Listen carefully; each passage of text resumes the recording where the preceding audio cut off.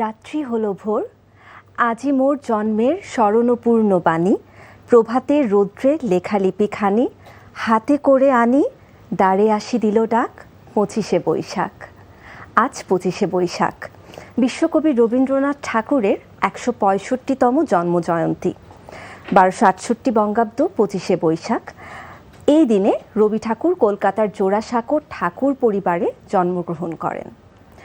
আজ কবির জন্মদিনে কথায় আর গানে তাকে আমরা স্মরণ করব, আর সেজন্য আমার অতিথি হয়ে আছেন একজন রবীন্দ্রসঙ্গীত শিল্পী।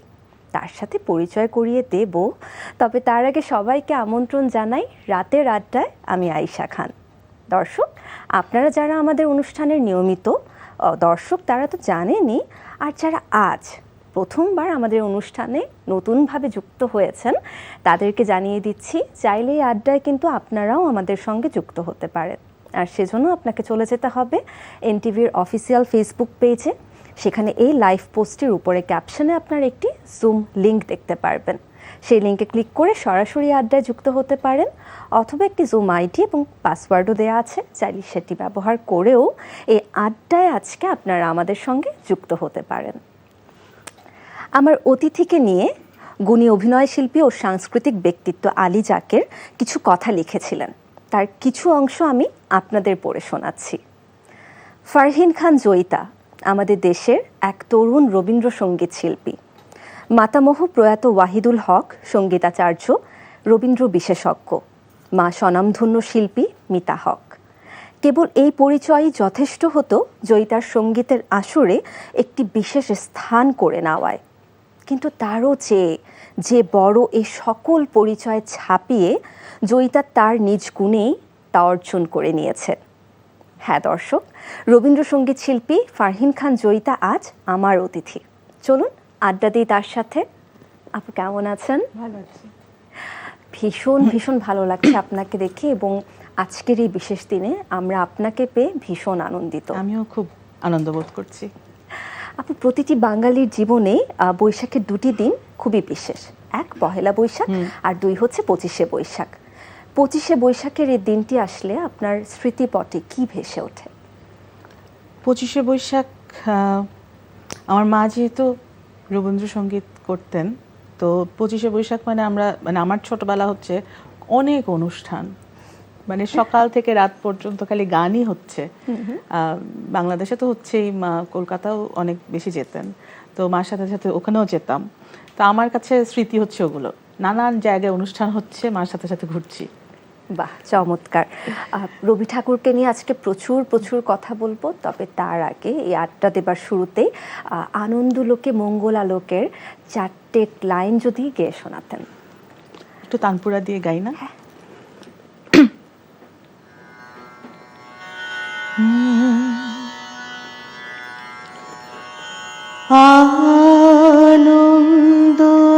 আনন্দলোকে মঙ্গলালোকে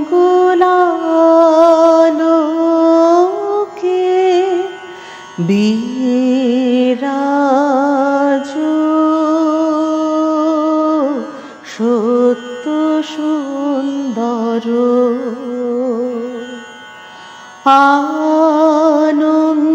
আনন্দলোকে মঙ্গলালোকে বিরাজ সত্য সুন্দর মহিমা তব উদ্ভাসিত মহা গগন মাঝে মহিমা তব উদ্ভাসিত মহা গগন মাঝে বিশ্ব জগত মণিভূষণ বেষ্টিত চরণে আনন্দ লোকে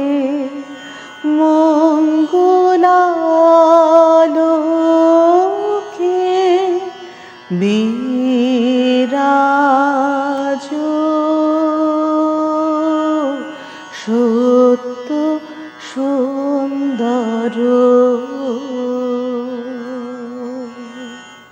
চমৎকার। এই মুহূর্তে আমার কাছে রবি ঠাকুরের লেখা কিছু লাইন আর জয়িতা আপুর কণ্ঠে, সুমধুর কণ্ঠে এত সুন্দর গানের চেয়ে সত্য সুন্দর আর কিছু হতেই পারে না। Thank you. আপু, আপনার কাছে শুরুতেই জানতে চাই, আপনার কাছে আপনার রবীন্দ্রনাথ কেমন? আমার কাছে রবীন্দ্রনাথ খুব মানে অনেকভাবেই তো আসলে বলা যায়। ব্যক্তিগত জায়গা থেকে তো আসলে যেহেতু আমার আশপাশে রবীন্দ্রনাথের চর্চা এত বেশি হয়েছে, সেই কারণে আমার একটু কাছাকাছি থাকার সৌভাগ্য হয়েছে সাহিত্যের সাথে, গানের সাথে, কবিতার সাথে। তো সেই জায়গা থেকে রবীন্দ্রনাথের সাথে কানেক্টেড হওয়াটা আমার জন্য অনেক সহজ ছিল আমার ধারণা। হয়তো বা মানুষ বয়স বাড়ার সাথে সাথে যত মানে ম্যাচিওরড হয় যখন, তখন তো অনেক বেশি বুঝতে শুরু করে। আমি হয়তো তার সাথে একটু মাঝে মাঝে কিছু জিনিস আগে বুঝে ফেলেছি ওই চর্চাটার কারণে, পরিবেশটার কারণে। তো সেই জায়গা থেকে আমার অনেক কিছুর আশ্রয় আসলে রবীন্দ্রনাথ। সেটা মন ভালো, মন খারাপ, যে কোনো অনুভূতির আশ্রয়স্থল হচ্ছে রবীন্দ্রনাথ, এর মধ্যে কোনো সন্দেহ নাই। এবং আমার ধারণা রবীন্দ্রনাথের গানের চর্চা যারা করেন তাদের কম বেশি আপনি দেখবেন যে এই কথাটা বলে যে আমি আমার সব অনুভূতির প্রকাশ করতে পারি রবীন্দ্রনাথের গানের মধ্য দিয়ে, কবিতার মধ্য দিয়ে বিশেষ করে। বাহ। দিন যাচ্ছে, সময় পাল্টাচ্ছে, আপনিও একটু একটু করে পাল্টে যাচ্ছেন। রবীন্দ্রনাথও কি প্রতিনিয়ত আপনার কল্পনার চেয়ে পাল্টে যাচ্ছে? যেটা বললাম ওটার সাথেই সংযুক্ত এই কথাটা, যে আমি যত বড় হচ্ছি, আমি যত আমার ভাবনার জগৎ যত বাড়ছে, বড় হচ্ছে, তখন আমি নতুন নতুন ভাবে আবিষ্কার করছি রবীন্দ্রনাথকে। আমি আপনি করে বললাম, তুমি করে আমরা কথা বলছিলাম। তো ছোট্ট কাকার যে তুমি এটা বললে আমার সম্পর্কে বলেছেন, উনি লিখেছিলেন। ছোট্ট কাকার একটা এক্সাম্পল আমি দিয়েছি। উনি আমাকে একটা আমার খুব খারাপ সময় আমাকে একটা হয় না ভাবনার দুয়ার খুলে দিয়েছিল। আমার বাবা তখন লাইফ সাপোর্টে, তো মানে খুলে দিবে লাইফ সাপোর্টটা, এরকম একটা সময়। তো ছোট্ট কাকু আসলেন দেখতে, তো এসে আমাদের সাথে কথা বলছেন। তো আমাকে একটা জায়গায় নিয়ে গিয়ে আমার সাথে কথা বলতে বলতে বললেন যে শোন, এখন তো খুব খারাপ সময় যাচ্ছে, আমি তোকে একটা সাজেশন দেবো, একটু সব কিছু ঠান্ডা হলে তুই একটু গীতবিতানটা নিয়ে পড়তে বসিস, তুই দেখবি তোর আরাম লাগবে। তুই কোথাও না কোথাও গিয়ে তোর একটা অনুভূতির প্রকাশ, যেটা হয়তো তুই বলতে পারছিস না, ভাবতে পারছিস না যে কিভাবে তুই এক্সপ্রেস করবি, সেটার একটা কিছু একটা পেয়ে যাবি। এবং সত্যি সত্যি আমি সেই গানটি পেয়ে গেছিলাম, যে গানটি দিয়ে আমি আসলেই যেটা কোনোভাবেই প্রকাশ করতে পারছিলাম না যে আমার কেমন লাগছে, সেই গানটি আমি পেয়ে গেছিলাম। কোন গানটি ছিল সেটা? এই গানটি ছিল যে আমার খেলা যখন ছিল তোমার সনে, তখন কে তুমি তাকে জানতো, আমার ছিল না ভয়, ছিল না লাজ মনে, জীবন বহে যেত অশান্ত। চমৎকার। বাহ। এই যে আপনি বললেন যে লাইফের খুবই ক্রুশিয়াল একটা সময়, সেই সময়টাতে আপনি কোনো না কোনোভাবে রবি ঠাকুরকে কাছে পেয়েছেন, তার কাছে আপনি আশ্রয় পেয়েছেন। প্রশ্রয় কি পান? প্রশ্রয়, হ্যাঁ, সেটা একরকম তো পাই। ভ্যালিডেশন পাওয়া যায় তো অনেক অনুভূতি। সেটা তোমার রোম্যান্টিক হতে পারে, সেটা তুমি প্রকৃতি প্রেম বলতে পারো, তুমি দেশাত্মবোধক জায়গা থেকে বলতে পারো, যে তোমার যে কোনো কিছু ভ্যালিডেশন পেতে তো আসলে ভালো লাগে, সেটা তো নিশ্চয়ই পাওয়াই যায়। বাহ। আপনার মা বরেণ্য রবীন্দ্রসঙ্গীত শিল্পী মিতা হক, তিনি কি আপনাকে রবীন্দ্রনাথ ঠাকুরের সাথে পরিচয় করিয়ে দিয়েছিলেন? শুধু মা না, আমার মানে আমার পুরো পরিবারটাই আসলে খুব, শুধু রবীন্দ্রনাথের কথা বলাটা ঠিক হবে না, মানে খুব সংস্কৃত মনা আর কি। তো সেই জায়গা থেকে মা তো আছেই, বাবা ডেফিনেটলি, এবং আমার আশপাশে অনেকে, আমার পুরো পরিবারই বলা যায়। গানের হাতে খড়ি তো মায়ের কাছে, একদম। একটু সেই শুরুর দিকের গল্পটা। আমি আসলে খুব ফাঁকিবাজ ছিলাম, আমাকে ঘাড়ে ধরেও কিছু করাতে পারেনি, কিন্তু বাড়িতে গানের ক্লাস হতো, তো আমি ওরকম স্কুল থেকে এসে শুনতাম আরেকটা ঘরে গান হচ্ছে, তো না শুনে তো উপায় ছিল না। তারপর দেখা যেত যে ধরো গান হচ্ছে, অনেকদিন পরে আমাকে হয়তো বলো যে এই গানটা পারো নাকি গাও তো, তারপর দেখা যেত যে আমি গানটা পাচ্ছি গাইতে, তার মানে আমি যে শুনেছিলাম পাশের ঘর থেকে, তো মানে ওইটা শুনে শুনে শেখা হয়ে গেছে। তারপরে ওই আস্তে আস্তে করে বসার একটা আগ্রহ তৈরি হলো। আমাকে আসলে কোনো কিছু নিয়ে কখনো প্রেশার দেয়নি আমার বাবা মা, যে তোমাকে এটাই করতে হবে, পড়াশোনায় ফার্স্টই হতে হবে, নেভার। তো ওই জায়গা থেকে আমার কোনো প্রেশার ছিল না, কিন্তু আমি খুব নিজের থেকেই খুব মানে একটা সময় মনে করেছি যে আমার ভালো লাগছে এটা করতে, তো মার স্কুলে যে বসা শুরু করলাম সেখান থেকে আসলে বলা যায় এক রকমের হাতে খড়ি ওখান থেকে। এটা কত বছর বয়সের কথা? হবে কত 3-4 এত ছোট বছর বয়সেই? হ্যাঁ হ্যাঁ, মানে তার আগে তো ধরো করছি গান, মানে কোনো কোথাও যাচ্ছি, বাড়ি থেকে আসছে, জয়িতার গলায় সুর আছে, জয়িতা গানটা শোনাতো, কিন্তু সেই গানটা হয়তো আমি ক্যাসেটে শুনেছি বা মার গলায় শুনেছি, কিন্তু আমি বসে শিখিনি।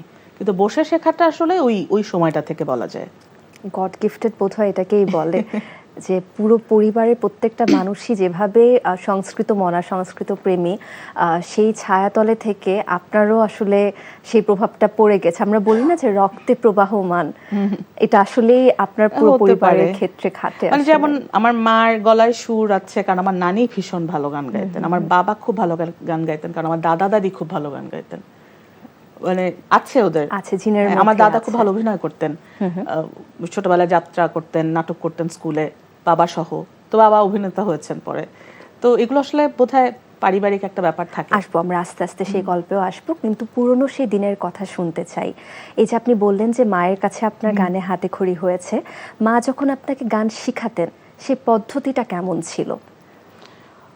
পদ্ধতিটা ছিল হচ্ছে সবাইকে যেভাবে শেখাতো, যেমন খুব মূলত যেটা বোঝাতে চাইতো, আমি যেটা বুঝি এখন, যে গানের বাণীটা খুব ইম্পর্ট্যান্ট। রবীন্দ্রনাথের গানের বাণীটা তো খুব মানে প্রধান, বাণী প্রধান গান।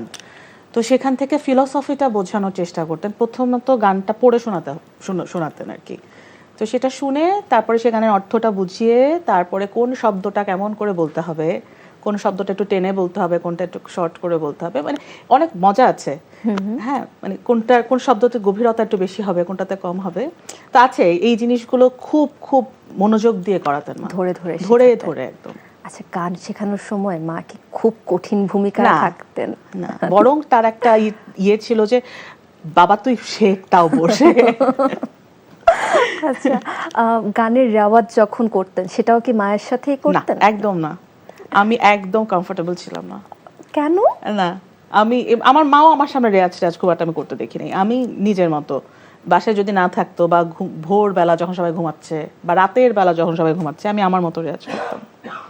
আচ্ছা, মা মিতা হকের সাথে জয়িতার বন্ধুত্বের গল্পটা শুনতে চাই। মাদের সাথে তুমি দেখবে যে বাবার সাথে বন্ধুত্ব বেশি হয়, মাদের সাথে একটু কম হয়, কারণ মারা বেশি পেছনে লেগে থাকে, একটু বকা টকা বেশি দেয়। সেটা ছিল, কিন্তু মার সাথে আমার বন্ধুত্বও ছিল ভীষণ।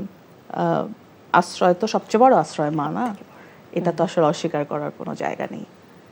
কিন্তু গান ছাড়া আর কি নিয়ে আলাপ হতো? অনেক অনেক সব কিছু। আমাদের আসলে ওই মামের ওই ইয়েটা ছিল না, ওটাকে কি বলে, সংকোচটা ছিল না। আমরা মোটামুটি সবকিছু নিয়ে আলাপ টালাপ করতে পারতাম। এবার আবারও একটু রবি ঠাকুরের প্রসঙ্গে আসতে চাই। রবীন্দ্রনাথ ঠাকুর 2200-এরও বেশি গান রচনা করেছেন। আপনার আর মিতা হক ম্যামের গানের পছন্দের তালিকা কি এক? এটা খুব কঠিন প্রশ্ন রয়েছে।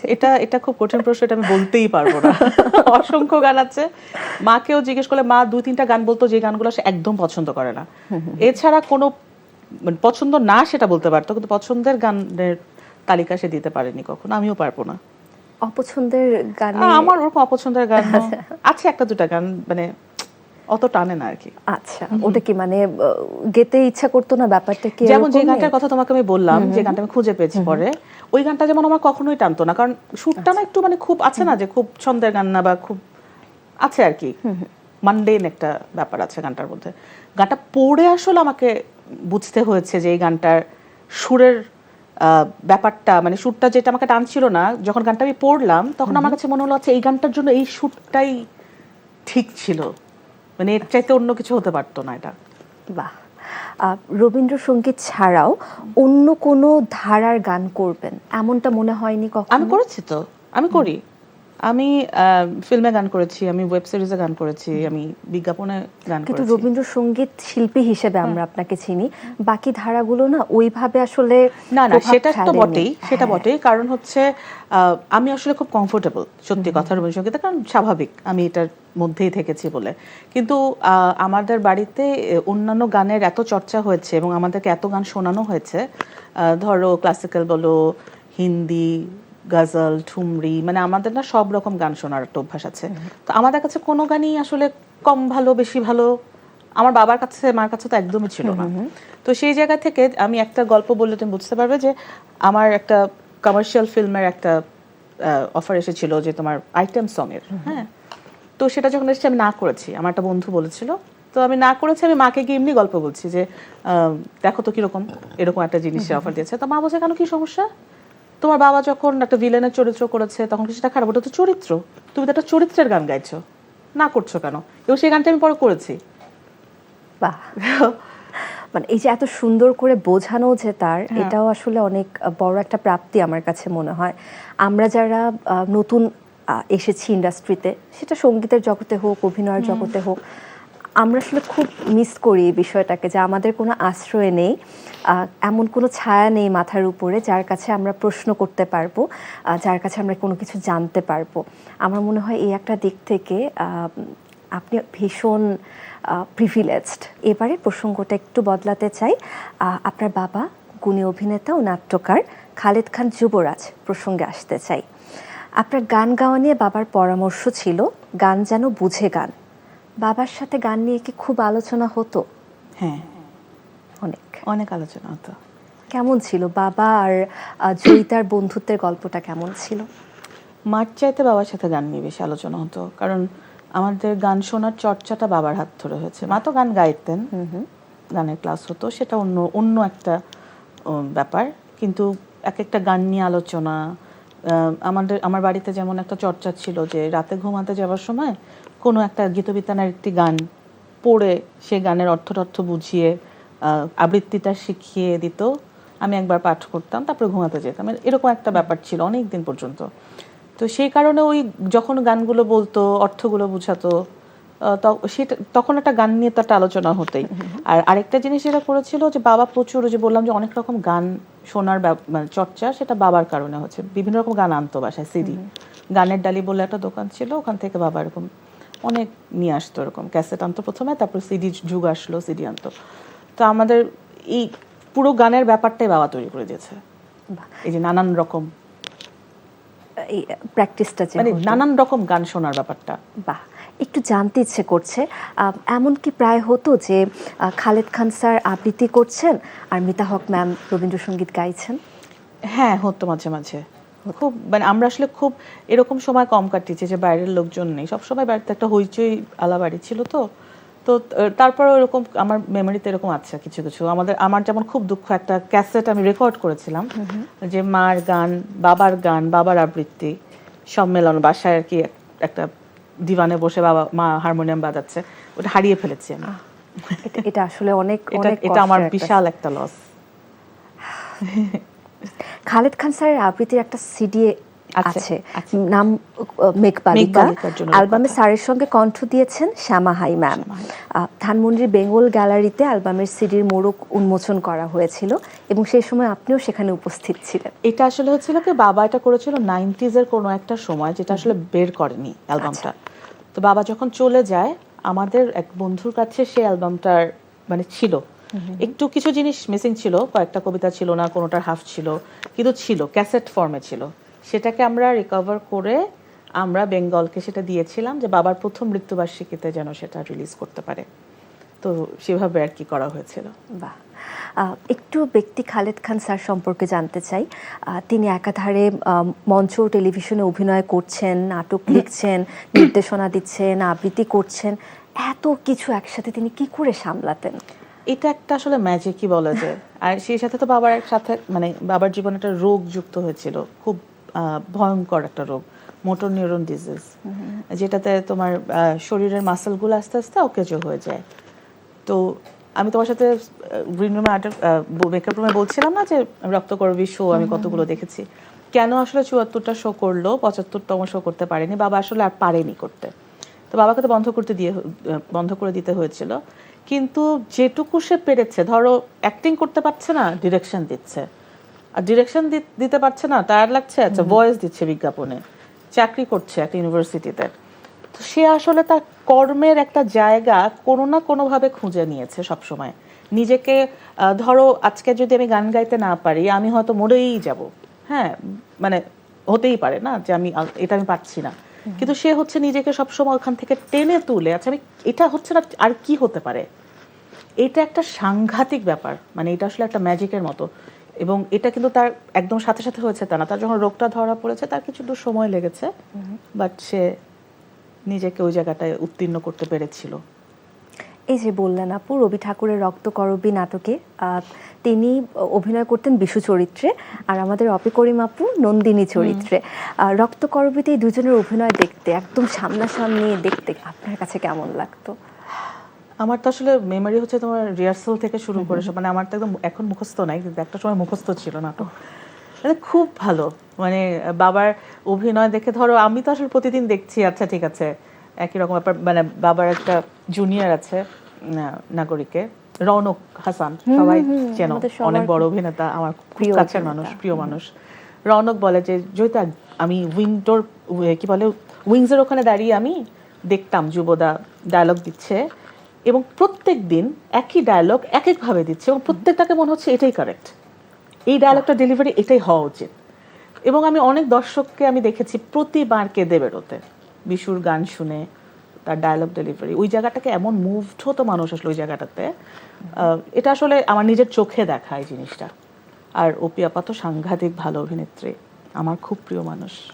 কখনো বাবাকে দেখে মনে হয়নি যে না আমার আসলে একটু অভিনয়টা চেষ্টা করা উচিত? না না, মনে হচ্ছে আমি আসলে অভিনয় করতেও চেয়েছি একটা সময়, কিন্তু হয় কি ধরো সামনে আসলে গানটাই এত বেশি প্রকট হয়ে উঠেছে আমার সামনে যে গানই করছি, গানের ডাকি পাচ্ছি, গানটাই সামনে চলে আসছে বারবার, তো ওইটা নিয়ে আর আলাদা করে ভাবা হয়নি যে করব কি করব না। কিন্তু হ্যাঁ মনে হচ্ছে বাবা স্টেজে উঠলে মনে হতো যে করতেই পারতাম। স্যার তো প্রচুর লেখাপড়া করতেন, তার পছন্দের বা প্রিয় কবি লেখক কারা ছিলেন? অনেকে ছিলেন। আমি যদি শুধু শেষের দিকে আমি দেখতাম যে নাটক থিয়েটার নিয়ে অনেক বই টই পড়তেন, আলাদা করে আমি বলতে পারবো না কার লেখা খুব বেশি পড়েছে, কিন্তু প্রচুর বই পড়তেন বাবা। থিয়েটার নাগরিক নাট্য সম্প্রদায় করতেন খালেদ স্যার। দাওয়ান গাজীর কিস্সা, গ্যালিলিও, দর্পণ, ঈর্ষা, রক্তকরবী সহ প্রায় ৩০টি মঞ্চনাটকে তিনি দুর্দান্ত দাপটে নিজের উপস্থিতি জানান দিয়ে গেছেন। মঞ্চে বাবা অভিনীত কোন নাটকটি ছোট্ট জয়িতার খুব প্রিয় ছিল? অচলায়তন। অচলায়তন, আমি এটার একটা শো দেখেছিলাম, কিন্তু অবভিয়াসলি আমি স্যারকে তো আর দেখার সুযোগ হয়নি। হ্যাঁ ওটা রৌনক করতে পরে। হ্যাঁ অচলায়তন ওইটা আসলে দুর্দান্ত, ওটা একবার যে দেখেছে এখনো ধরো বাবার সময় যারা দেখেছে আমাকে দেখলে একদম ধরো চেনে না, মানে চেনে যে আচ্ছা যুবদার মেয়ে বা খালেদ ভাইয়ের মেয়ে, এখনো এসে আমাকে বলে যে দেখেছিলাম অচলায়তন পঞ্চককে। মা রবীন্দ্রসঙ্গীত শিল্পী মিতা হক এবং বাবা খালেদ খানের একমাত্র সন্তান হবার কারণে বহু গুণীজনের সান্নিধ্য আপনি লাভ করেছেন, যেটা বলছিলাম বিরতিতে যাবার আগে যে অনেক প্রিভিলেজড আপনি।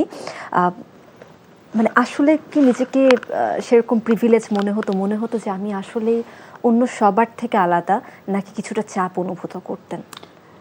চাপ অনুভব করিনি কেন, কারণ হচ্ছে যে আমি কখনো কিছু হতে চাইনি, এই কারণে বোধহয় আমার কখনো প্রিভিলেজ যে কারণে, হ্যাঁ অনেক গুণী মানুষের কাছে যেতে পেরেছি, অনেক গল্প করতে পেরেছি, অনেক মানুষের সাথে অনেক কমফোর্টেবলি মিশতে পেরেছি, সেটা আসলে সত্যি কথা, সেটা নিয়ে কোনো সন্দেহই নেই।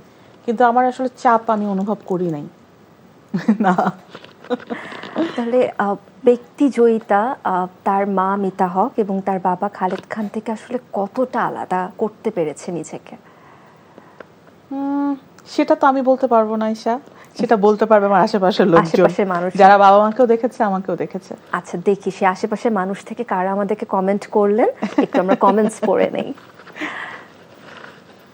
আমাদেরকে কমেন্ট করেছেন মোহাম্মদ তানবিন মির্জা, আমার খুব পছন্দের একজন সঙ্গীত শিল্পী জয়িতা আপু, আমাদের সবার ভীষণ পছন্দের আসলেই তিনি।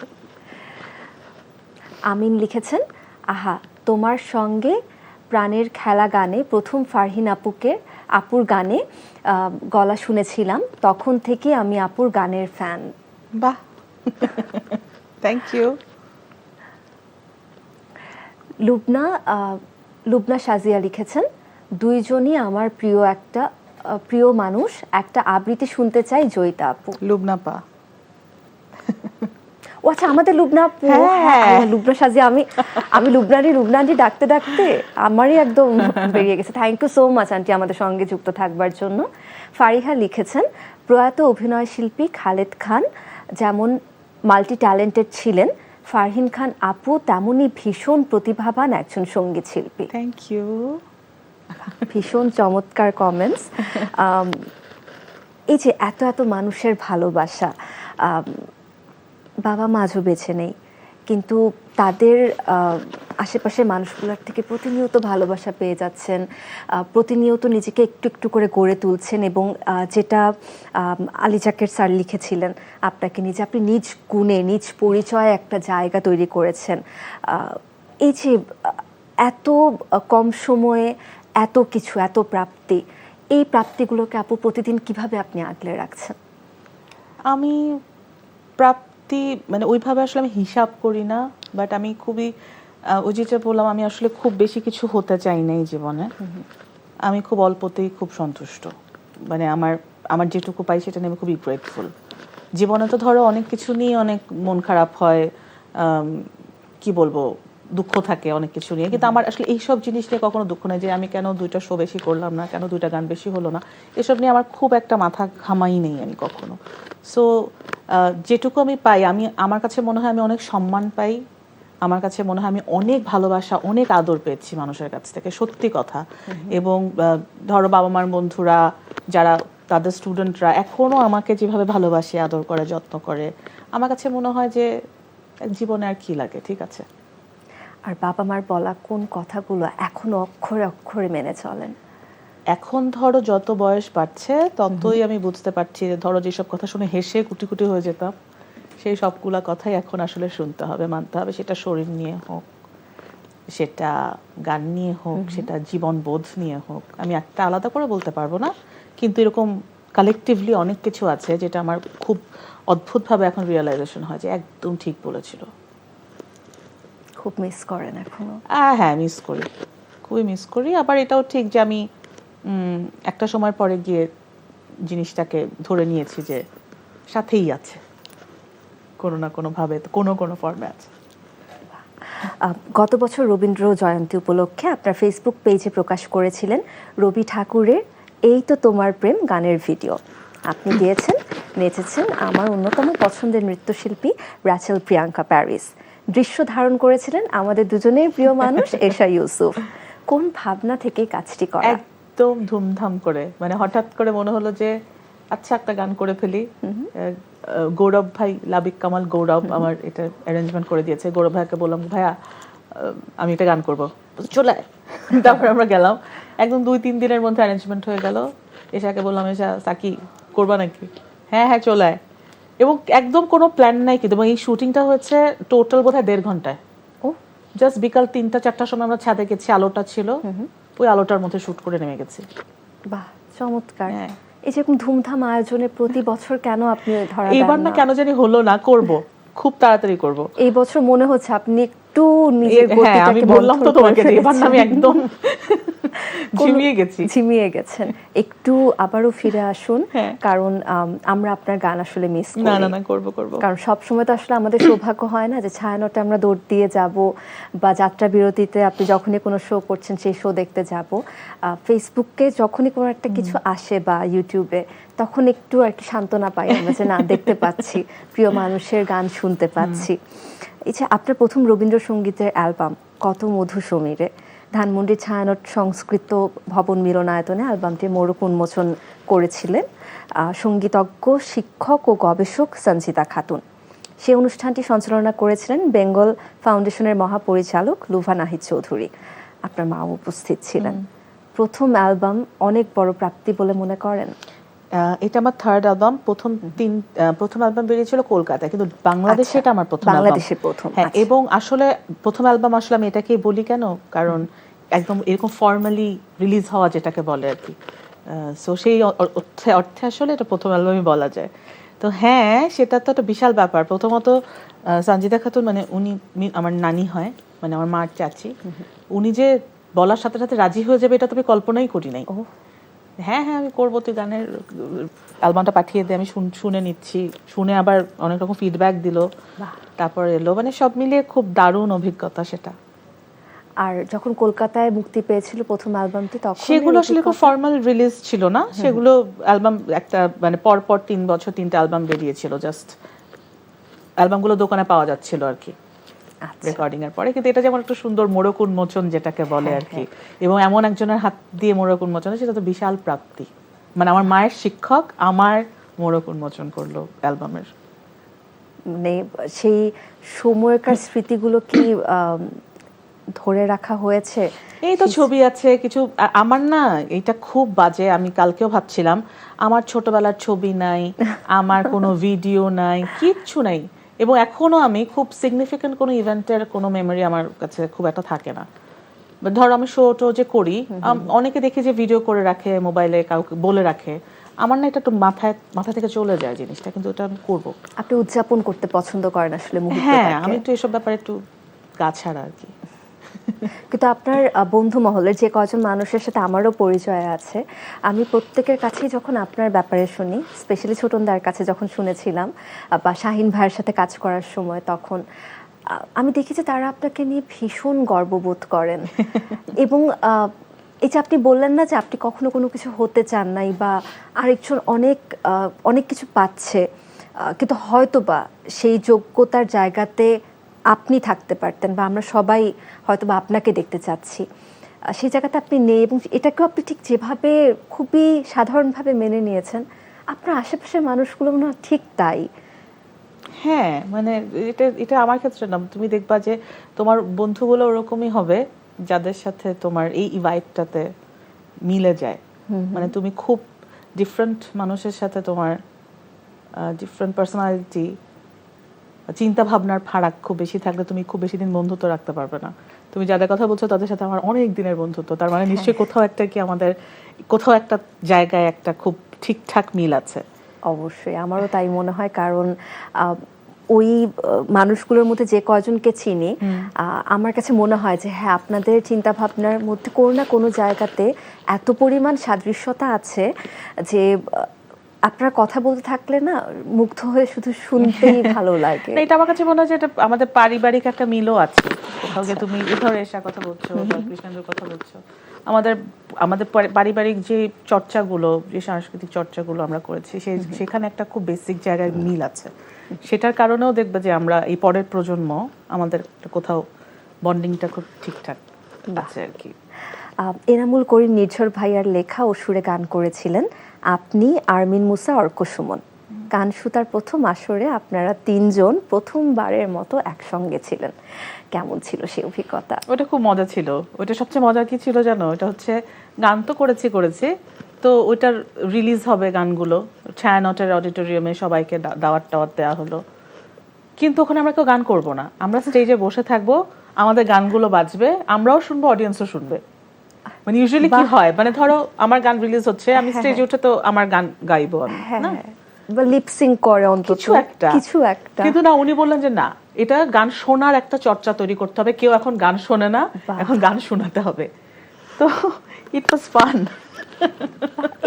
এরকম আয়োজন বা উদ্যোগ কিন্তু আরো নেওয়া যায়, এটা আসলে দারুণ ছিল। বাট এটা আমার কাছে, মানে আমি যখন স্টেজে বসে, মানে আমার তো অদ্ভুত লাগছিল, যাচ্ছে আমরাও বসে আছি কেমন বোকার মতো, সবাই আমাদেরকে দেখছে, আমরা তিনটা মানুষ বসে আছি, কখন আর্মিনের গান হচ্ছে, কখন আমার গান হচ্ছে। কিন্তু মজার আইডিয়াটা কিন্তু দেখো। হ্যাঁ হ্যাঁ, মানে উনি যেটা আমাকে বলছে, দেখ কেউ গান শোনে না, একটা গান শুনতে শুনতে 1 মিনিটও পুরাটা শোনে না, 30 সেকেন্ড শুনে আর শুনছে না, গান শোনার চর্চা চলে যাচ্ছে মানুষের, কিন্তু বসে মানুষকে ডেকে গান শোনাতে হবে। আজকে এই অনুষ্ঠানের মধ্য দিয়ে আমি ছায়ানট কর্তৃপক্ষকে এই অনুরোধটা করতে চাই যে আপনারা প্লিজ এভাবে আরো সুন্দর সুন্দর উদ্যোগ নিয়ে ফিরে আসুন। আমরা আসলে আরো বেশি গান শোনার চর্চা করতেই চাই, এই অনুরোধ তো করতেই পারি। 3 বছর বিরতির পর জয়িতা ও তার ব্যান্ড গত বছর বনানীর যাত্রা বিরতিতে শো করেছিলেন তবু মনে রেখো এই শিরোনামে। রবীন্দ্রনাথের গানের সাথে 7 জন কবির কবিতাও আবৃত্তি করা হয়েছিল। দর্শক প্রতিক্রিয়া কেমন ছিল? এটা আমার জন্য একটা খুবই বড় চ্যালেঞ্জ ছিল, কারণ হচ্ছে আমি আবৃত্তি করতে খুব পছন্দ করি, কিন্তু আমি মানুষের সামনে, মানে একজনের সামনেও কোনোদিন আবৃত্তি করি নাই। হ্যাঁ, তো কিন্তু আমার আবৃত্তি সবাই মানে মানে মানে এই অনুষ্ঠানটার কিছুদিন আগে আমি একটু ফেসবুকে দেয়া শুরু করেছিলাম, ধরো নিজে নিজে আবৃত্তি করে রিলস বানিয়ে দিতাম। তো সেটা শুনে আমাদের কাছে কিছু বন্ধু আছে যারা আবৃত্তি খুব পছন্দ করে এবং খুব চর্চা করে, জানে আর কি আবৃত্তি সম্পর্কে। তারা আমাকে মোটামুটি আমার হাত ধুয়ে আমার পিছিয়ে লেগেছিল যে তুমি একটা শো চলো আমরা এভাবে করি। তো এটা একটা সলো শো করেছি যেটাতে একটা স্টোরি, যেখানে অনেক কবিতা থাকবে, পাঠ থাকবে এবং সেই সাথে কিছু গান মিলিয়ে মিলিয়ে গান। তো প্রায় 1.5 ঘন্টার একটা শো, একা মানে এটা যে কি সাহসের কাজ করেছে তুমি ভাবতে পারবে না। আমি প্যানিক করে মোটামুটি অস্থির, কিন্তু খুব ভালো রেসপন্স ছিল। আমার তো মনে হচ্ছে এখন লুবনান্টের অনুরোধটা আমিই করে বসে যে একটা আবৃত্তি শুনতে চাই। না না, আচ্ছা আজকে না, ঠিক আছে, এটা পরের বার যখন আপনি আবার অতিথি হয়ে আসবেন তখন এই অনুরোধ করব। কিন্তু আমরা কি এই আশা রাখতে পারি যে এখন থেকে নিয়মিত আমরা জয়িতা এবং তার ব্যান্ড থেকে শো দেখতে পারবো? আমি না এটা করতে চাই, কিন্তু হয় কি এটা মানে আমিও যেহেতু তোমাকে বললাম না যে আমি একটু গাছাড় আছি, তো আমার ব্যান্ডের যে যারা আমার সাথে আর কি সারাক্ষণ আমাকে বলতে থাকে চলো এটা করি চলো, তো অনেক প্ল্যান করি এটা সেটা করব, কিন্তু আসলে করা হয় না। কিন্তু ইচ্ছা যে নাই তা কিন্তু না, প্রতি বছর 3-4টা শো কিন্তু অ্যাটলিস্ট ভালো মতো আমরা করতেই পারি। তো দেখি, এর মধ্যে একটা করেছিলাম পয়লা বৈশাখে, সামনে হয়তো 1-2 মাসের মধ্যে আরেকটা ভাবছি করব। আসছে কিন্তু শ্রাবণ মাস আবার ঘনিয়ে আসছে, আমরা কিন্তু এটাকে মাথায় রাখতে পারি। তবে তার আগে আরো কিছু কমেন্টস পড়ে নিতে চাই, দেখি শুভানুধ্যায়ীরা আর কি কি লিখেছেন। আজাদি হোসেন লিখেছেন, নাও ওয়াচিং টুডেজ স্পেশাল রাতের আড্ডা, guest is Tagore singer Joyita, daughter of Tagore singer Mita Haque and actor Khalid Khan. Thank you so much আমাদের সঙ্গে যুক্ত হবার জন্য।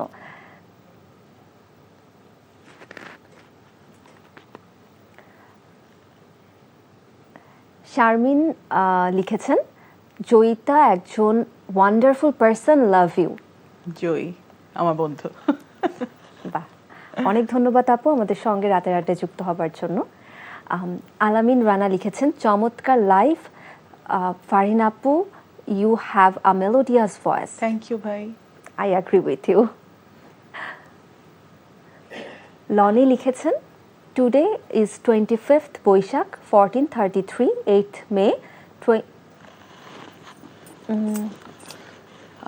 165th birthday anniversary of our great guest, না, of our great poet কবি রবীন্দ্রনাথ ঠাকুর। এই যে আমি যেটা বলছিলাম যে আমার দৃষ্টিশক্তি একেবারেই ক্ষীণ হয়ে গেছে, আমারও খারাপ, আমি নিজের পরীক্ষা করছি এটা দেখে দেখে। আশরাফুল লিখেছেন, জয়িতা চমৎকার একজন মানুষ, নির্দ্বিধায়। এটা আশিস নাকি? আমারও তাই মনে হচ্ছে, আশিস ভাইয়াই হতে পারে, না হলে এই কথা বলার কথা না। আচ্ছা, এই যে যাত্রা বিরতি প্রসঙ্গে বলছিলেন যে এবারের পহেলা বৈশাখে যাত্রা বিরতিতে আপনি ও রবীন্দ্রসঙ্গীত শিল্পী সেমন্তী মঞ্জুরি শো করেছেন, এটা নিয়ে শুনবো। সেমন্তী তো আমার ফুফাতো বোন, আমি আর সেমন্তী আসলে একসাথেই বড় হয়েছি। ও আমার মার আরেকটা ভার্সন আর কি, দেখতেও মার মতো হয়ে গেছে, হাঁটা চলে মার মতো, কি যেন একটা অবস্থা। আচ্ছা, এটা আমাকে একজন বলেছেন আজকে সকালে এবং আমি বললাম তাই, আমি জিজ্ঞাসা করবো আপনাকে। কিন্তু আমার ফুফাতো বোন। আচ্ছা, ও আসলে মাকে এমন ভাবে ধারণ করেছে, মানে ওর জীবন মরণ হচ্ছে মাম, মানে মাম ডাকতো। আচ্ছা, তো যাই হোক, মানে ওই অনুষ্ঠানটা আমরা খুবই দুঃখজনক যে আমার আর সেমন্তীর প্রথম আমরা একটা খুব ফর্মাল একটা ঠিকঠাক মতো শো করতে গেছিলাম, কিন্তু ওই দিন টেকনিক্যাল একটা প্রবলেম হয়েছিল সাউন্ডে, যার কারণে আমরা খুব আরাম করে শোটা করতে পারিনি। কিন্তু আমরা খুব চাচ্ছি ঠিক করে একটা শো করব, কিন্তু আমাদের তারপরেও মানুষ এসছে, মানুষ খুব ভালো রেসপন্স করেছে, খুব মানে আনন্দ করেছে অ্যাটলিস্ট, সেটা বুঝতে পেরেছি। কিন্তু আমাদের কাছে একটু মনে হচ্ছিল যে মানে আমরা যদি একদম ঠিকঠাকটা করতে পারতাম যেটা ভেবে এসেছিলাম, তাহলে না জানি কত ভালো হতো। চমৎকার, অপেক্ষায় থাকলাম তাহলে। পহেলা বৈশাখ তো চলে গেল, কিন্তু আরো অনেক কিছু তো সামনে আসছে, কিছু না কিছু তো আসবে, অবশ্যই আসবে। এবং সেই সময় আপনাদের দুজনের গান, লাইভ গান আমারও যেন শোনার সৌভাগ্য হয়, আমিও সেই দোয়া করতে থাকি। জয়িতা আপু, গানে গানে আড্ডায় অনেক মানে সময় যে কখন পার হয়ে গেছে একদমই বুঝতে পারিনি, একদমই শেষ দিকে চলে এসেছি। তবে গান গাইতে গাইতে বিদায় নেওয়ার অনুরোধ করবো, শোনানো যাবে কি একটা গান? চলো গাই। ঠিক আছে, আপনি একটু যে তানপুরা সুরটা বের করতে থাকুন, আমি দর্শকদের থেকে বিদায় নিয়ে নেই। দর্শক, দেখতে দেখতে রাতের আড্ডা আজকে এখানেই শেষ করছি। ভীষণ সুন্দর একটা সময় আমার কাটলো, আশা করি আপনাদেরও তাই। কয়েকজন অনুরোধ করেছিলেন, সেই অনুরোধগুলো আমি পৌঁছে দিয়েছি। অনুরোধ পূরণ করার দায়িত্ব আমার অতিথির। উনি কোনো না কোনোভাবে এই ইচ্ছাগুলো অবশ্যই পূরণ করে দিবেন তার গানে এবং আবৃত্তির মধ্য দিয়ে। আর আমি আয়েশা খান আজকের মতো বিদায় নিচ্ছি এই প্রতিশ্রুতি দিয়ে। আগামী সপ্তাহে নতুন অতিথিকে নিয়ে আমি চলে আসবো আপনাদের মাঝে। ততক্ষণ পর্যন্ত সবাই ভালো থাকুন, সুস্থ থাকুন, শুভরাত্রি। আর চলুন আপু, আমরা তাহলে গানে গানে বিদায়টা নেই। আমার মনে হচ্ছে আমার মাইকটা কিভাবে ধরে গাইতে হবে। আচ্ছা।